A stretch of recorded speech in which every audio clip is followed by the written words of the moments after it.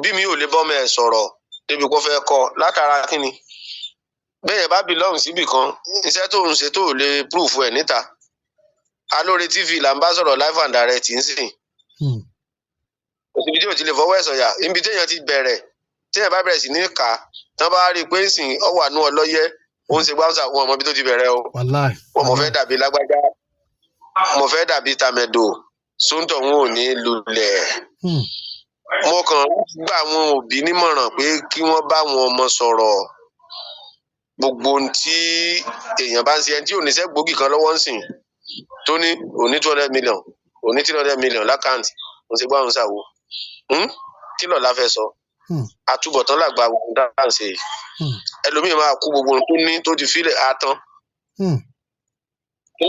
kí ni gbogbo eré téèyàn sá wọ́n fẹ́ kọ́lé wọ́n fẹ́ ra mọ́tò wọ́n fẹ́ sípà ṣé bó o bá ra ìmọ̀ye mọ́tò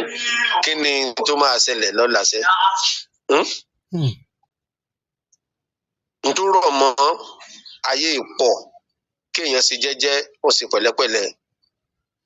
bàbá fáwọn tí wọ́n fẹ́ kàn sí pé àtò ẹ ti ẹ̀yẹ̀ wá lọ́wọ́ kan bò ó ẹ bá wa kí la lè bá àlàyé lè tọ́ ayé wa tá a fi dá tá a fi rọrùn jù báyìí lọ nọ́mbà wọn lè pè yín sí kí sì lórúkọ iléeṣẹ́ yín. orúkọ iléeṣẹ́ mi ni Ayọ̀bí Abba Therapy Center olùléeṣẹ́ wa dẹ̀ wà ní Bàrùwá ní Ìpàjà mbí lẹ́kọ̀ọ́ ní Ìkẹ́ Olúwa lẹ́kọ̀ọ́. nọ́mbà yín tó lè pè yín sí. 080 38 46 7945. lẹ́ẹ̀kan sí. 080 38 46 7945. a máa rí bá o ó dàbọ̀.